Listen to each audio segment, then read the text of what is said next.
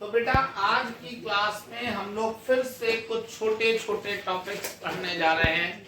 जैसे आज की क्लास में हमारा पहला टॉपिक है कि राउल्ट के नियम की सीमाएं क्या होती हैं। राउल्ट के नियम की सीमाएं क्या होती हैं, लिमिटेशंस क्या होती हैं। दूसरा टॉपिक आज हम लोग देखेंगे कि परासरण और विसरण में क्या अंतर होता है। तीसरी बात हम पढ़ेंगे अपसामान्य अणुभार क्या होता है। और चौथी बात हम जो पढ़ेंगे वो अधूरी पढ़ेंगे, इसलिए उसको भी हम बता नहीं रहे, समझे ना, कल की क्लास में, क्योंकि उस टॉपिक को कंप्लीट कराया जाएगा। तो फिलहाल मेन आज हमें ये 3 टॉपिक तैयार करना है। तो पहला टॉपिक हम पढ़ रहे हैं राउल्ट के नियम की सीमाएं क्या है। राउल्ट के नियम की सीमाएं। तो अगर कोई आपसे कहे कि राउल्ट के नियम की सीमाएं क्या है, तो आपको डरना नहीं है, बिल्कुल सब लोग कंसंट्रेशन से सुने और सुनाने के लिए तैयार हैं।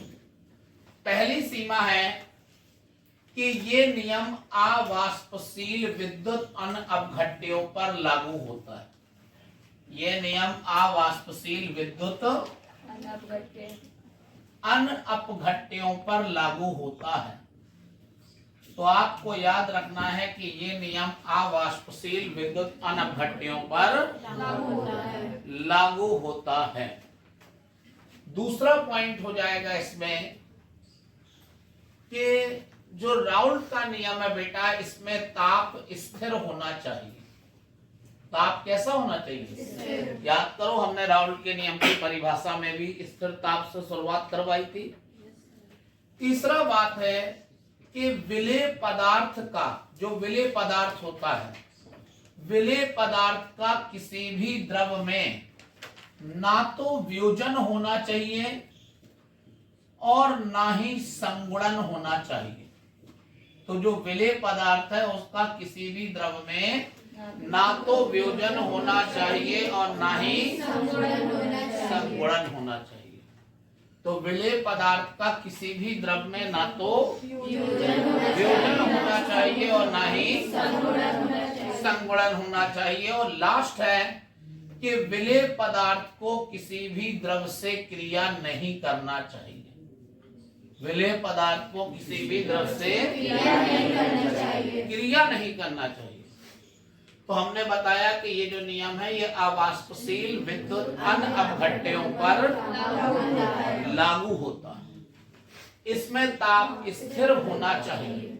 विलेय पदार्थ का किसी भी द्रव में ना तो वियोजन होना चाहिए और ना संगुणन होना चाहिए। वियोजन का मतलब जानते हो? जैसे अगर आप KCl ले लो, वैसे पानी में घोलते हो तो ये K पॉजिटिव और Cl नेगेटिव में वियोजित हो जाता है। तो वो कहता है ऐसा नहीं होना चाहिए। संगुणन का मतलब, अगर आप बेंजोइक अम्ल ले लें, ये बेंजोइक अम्ल का सूत्र होता है, वो इसे बेंजीन में डाल दें तो बेंजोइक अम्ल के बेटा 2 अणु आपस में जुड़ जाते हैं। जो बेंजोइक अम्ल है, इसी के 2 अणु आपस में क्या हो जाते हैं? जुड़ जाते हैं। तो याद रखना, इसे संगुणन बोलते हैं।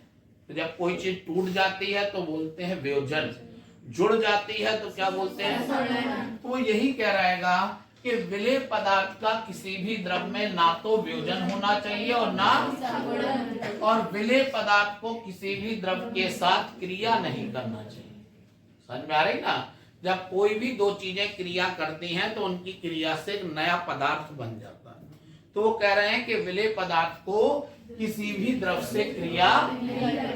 तो आपको समझ में आ गया ना राउल्ट के नियम की सीमाएं क्या है? तो मुझे लगता है बिल्कुल क्लियर हो गया होगा। मैं लास्ट बार एक बार चारों सीमाएं बता देता हूं कि ये जो नियम है ये अवाष्पशील विद्युत अनअपघट्यों पर लागू होता है। किस पर लागू होता है? अवाष्पशील विद्युत अनअपघट्यों पर लागू होता है। दूसरी बात, इस प्रयोग में ताप कैसा होता है? स्थिर होता है। तीसरी बात है, विलेय पदार्थ का किसी भी द्रव में ना तो वियोजन होना चाहिए और ना ही संगुणन होना चाहिए। और तीसरा है, विलेय पदार्थ को किसी भी द्रव के साथ क्रिया नहीं करना चाहिए। जो विलेय पदार्थों से किसी भी द्रव के साथ क्रिया नहीं करनी चाहिए। तो ये बेटा राउल्ट के नियम की सीमाएं हो गई।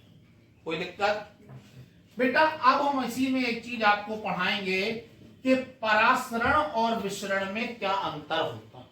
परासरण तथा विसरण में अंतर, विसरण में अंतर पढ़ा रहे हैं कि परासरण और विसरण में क्या अंतर होता है। बहुत छोटा वर्ड है बेटा।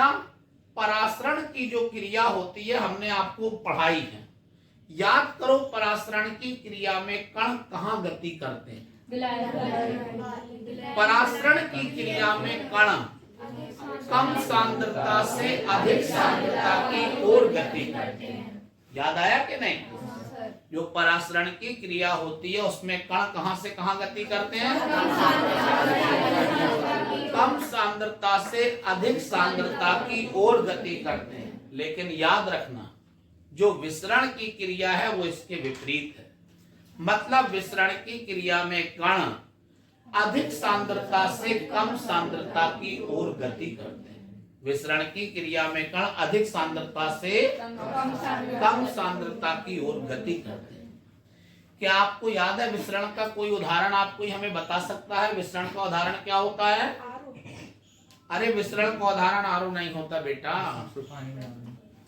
विसरण का उदाहरण आप ये ले सकते हैं कि जब आप इत्र की शीशी को कमरे में खोलते हैं तो थोड़ी देर बाद खुशबू पूरे कमरे में फैल जाती है। समझ में आ रही है ना? तो होता क्या है, इत्र की जो शीशी है उसमें इत्र भरा हुआ है, मतलब वहां इत्र के कणों की सांद्रता शीशी के अंदर ज्यादा है। जब हमने शीशी को खोला तो इत्र के कण शीशी से निकल निकल कर पूरे कमरे में फैल गए और वो स्मेल धीरे धीरे पूरे कमरे से आना शुरू हो गई।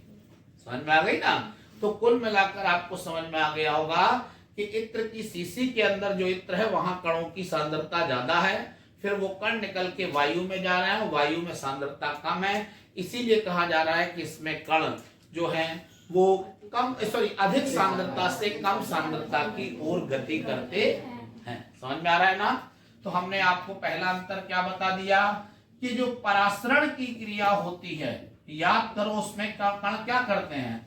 परासरण की क्रिया में आपको याद रखना है कि कण कम सांद्रता से अधिक सांद्रता की ओर गति करते हैं। जो कण है बेटा वो कम सांद्रता से अधिक सांद्रता की ओर गति करते हैं।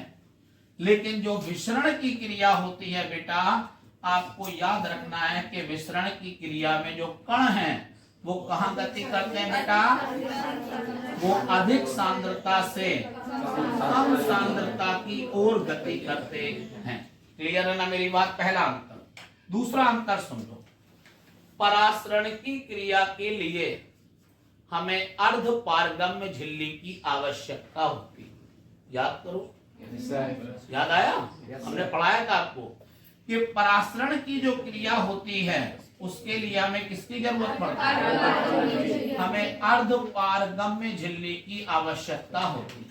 अर्ध पारगम्य झिल्ली की आवश्यकता होती है। लेकिन याद करो कि विसरण की जो क्रिया हो रही है उसमें हमें अर्ध पारगम्य झिल्ली की जरूरत नहीं होती। ऐसा थोड़ी ना होता है कि इत्र की शीशी के ऊपर जब तुम अर्ध पारगम्य झिल्ली रखोगे तब जाकर इत्र के कण कमरे में फैलेंगे। ऐसा तो कुछ नहीं होता। आप बोतल खोलते हैं, कण फैलना शुरू हो जाते हैं। तो कुल मिलाकर आपको समझ में आ गया कि परासरण की क्रिया में कण क्या कर रहे हैं? कम सांद्रता से अधिक सांद्रता की ओर गति करते हैं, जबकि विसरण की क्रिया में कण अधिक सांद्रता से कम सांद्रता की ओर गति। दूसरा अंतर आ गया कि परासरण की क्रिया में किसकी जरूरत पड़ती है? अर्ध पारगम्य झिल्ली की आवश्यकता होती है, लेकिन विसरण की क्रिया में अर्ध पारगम्य झिल्ली की आवश्यकता नहीं होती है। और ये दो मुख्य अंतर हमने आपको बता दिया। अंतर और है, लेकिन इतना इसका आंसर पर्याप्त है, क्योंकि ये 1 मार्क्स में क्वेश्चन आएगा जब भी आएगा। ठीक है? तो परासरण विसरण में अंतर हो गया। अब हम आपको यहीं पर एक और टॉपिक क्लियर करेंगे जिसका नाम है अपसामान्य अणुभार। अपसामान्य अणुभार, इसे इंग्लिश में कहते हैं एबनॉर्मल मॉलिक्यूलर मास। क्या बोलते हैं? मॉलिक्यूलर मास को मोलर मास भी बोला जाता है। मॉलिक्यूलर मास को क्या बोला जाता है? मोलर मास भी। तो याद रखना है अब सामान्य अणुभार क्या होता है। सब लोग ध्यान से सुनना बेटा। कुछ यौगिक ऐसे होते हैं कि जब आप उन्हें द्रव में घोलते हैं तो उनका अणुभार सामान्य अणुभार से या तो ज्यादा हो जाता है या फिर कम हो जाता है। ऐसे अणुभार को ही हम लोग अब सामान्य अणुभार कहते हैं। कुछ यौगिक ऐसे हैं कि जब आप उन्हें द्रव में घोलेंगे तो उनका अणुभार सामान्य अणुभार से या तो ज्यादा हो जाएगा या फिर कम हो जाएगा। ऐसे अणुभार को ही हम क्या नाम देते हैं? अब सामान्य अणुभार कहते हैं। सुनो मेरी बात आगे कि वे पदार्थ जिनका द्रव में वियोजन हो जाता है, वे पदार्थ जिनका द्रव में वियोजन हो जाता है, जैसे KCl है, आपको मालूम है द्रव में डालोगे तुरंत वियोजन हो जाएगा। NaCl है, द्रव में डालोगे तुरंत वियोजन हो जाएगा। तो वे पदार्थ जिनका द्रव में क्या हो जाता है? तो वे पदार्थ जिनका द्रव में वियोजन हो जाता है उनका अणुभार सामान्य अणुभार से कम हो जाता है। ध्यान देना मेरी बात पर। वे पदार्थ जिनका द्रव में क्या हो जाता है उनका अणुभार सामान्य अणुभार से, लेकिन वे पदार्थ जिनका द्रव में संगुणन हो जाता है, वे पदार्थ जिनका द्रव में क्या हो जाता है? संगुणन हो जाता है, उनका अणुभार सामान्य अणुभार से अधिक हो जाता है। जैसे अगर आप बेंजोइक अम्ल ले लें और अगर आप इस बेंजोइक अम्ल को किसमें घोल दें? बेंजीन में घोल दें, तो बेंजोइक अम्ल के दो अणु आपस में क्रिया कर लेते हैं और याद रखना है C6H5 का होल ट्वाइस बनाएंगे। इसका जो अणुभार होगा वो सामान्य अणुभार से ज्यादा हो जाएगा। इसी क्रिया को तो संगुणन बोलते हैं, अभी मैंने बताया था। तो कुल मिलाकर मैंने बताया अब सामान्य अणुभार क्या होता है। एक बार हम लोग फिर से ध्यान से कंसंट्रेशन से सुनेंगे, किसी को बोलने की जरूरत नहीं, अभी समझना। कुछ पदार्थ ऐसे होते हैं जिन्हें द्रव में घोलने पर उनका जो अणुभार होता है बेटा वो सामान्य अणुभार से या तो ज्यादा हो जाता है या कम हो जाता है। ऐसे अणुभार को ही हम अब सामान्य अणुभार कहते हैं। याद रखो कि वे पदार्थ जिन्हें द्रव में घोलने पर उनका वियोजन हो जाता है उनका अणुभार सामान्य अणुभार से कम हो जाता है, जैसे NaCl, KCl आदि। और वे पदार्थ जिन्हें द्रव में घोलने पर उनका संगुणन हो जाता है उनका अणुभार सामान्य अणुभार से अधिक हो जाता है। जैसे कि जब बेंजोइक अम्ल को बेंजीन में घोलते हैं तो इसके दो अणु आपस में संगुणित हो जाते हैं। इस अवस्था में इसका जो अणुभार होगा वो सामान्य वाले अणुभार से ज्यादा हो जाएगा। क्लियर? तो अगर कोई पूछेगा आप सामान्य अणुभार क्या है तो समझ में आ गई ना कि वे कुछ पदार्थ ऐसे होते हैं जिन्हें द्रव में घोलने पर उनका अणुभार सामान्य अणुभार से या तो ज्यादा हो जाता है या फिर ऐसे अणुभार को क्या नाम देते हो?